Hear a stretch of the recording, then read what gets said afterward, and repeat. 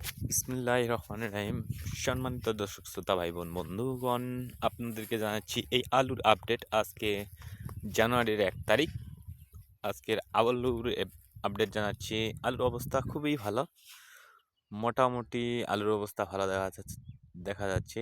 এই আলু সারা বাংলাদেশে বাজারজাত করা হবে।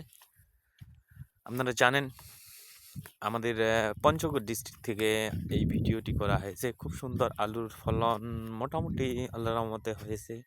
গাছের অবস্থাও তেমন একটা খুব খারাপ না, খুবই ভালো আছে। গতবারে এতদিন আলুর গাছ প্রায় কিছু অংশ নষ্ট হয়ে গেছিল, এবার মোটামুটি ভালো দেখা যাচ্ছে আলহামদুলিল্লাহ।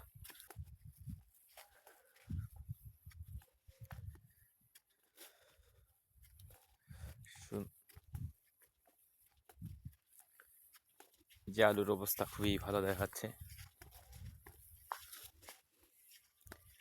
কৃষক বর্তমানও খুশি রয়েছে, এই কারণে আলুর অবস্থা ভালো রয়েছে, এই জন্য কৃষক অনেক খুশি এখনও আছে। এই খুশিটা যাতে কৃষক ধরে রাখতে পারে, যদি আলুর দাম একটু ভালো থাকে তাহলে কৃষক অনেক খুশি হবে।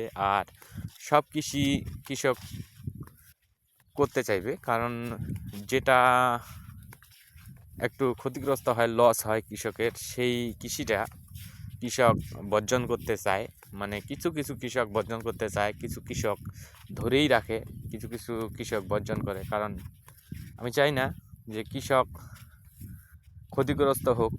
সরকার যাতে, এটা যে কোনো সরকারি হোক না কেন, যাতে এইটার দিকে একটু দৃষ্টি রাখে যে কৃষক বাঁচলে বাংলাদেশ কৃষি উৎপাদন বাঁচবে। বলি না যে কৃষক বাঁচলে বাংলাদেশ বাঁচবে, এই কথা আমি বলি না। কারণ কৃষক বাঁচলে কৃষির উৎপাদন যাতে বৃদ্ধি হয়, সেদিকে বিশেষ করে যাতে লক্ষ্য রাখে, এই জন্য এই ভিডিওটি করা। আমার প্রায়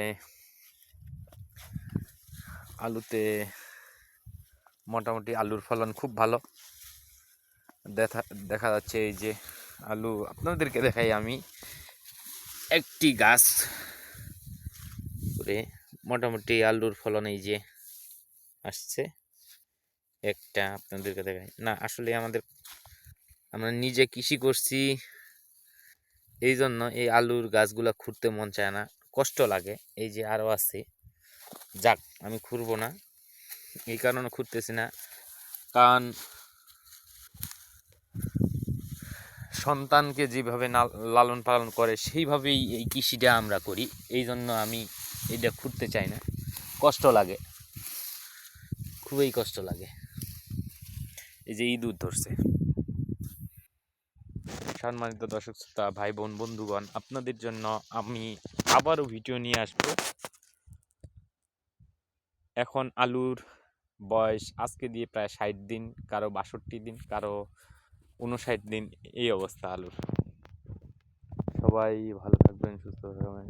আল্লাহ হাফেজ।